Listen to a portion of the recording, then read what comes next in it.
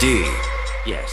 अहो ज्याची होती त्यानं जाणेली, ज्याची होती त्यानं जाणेली, आम्ही लावलेली माया आज वायाला गेली.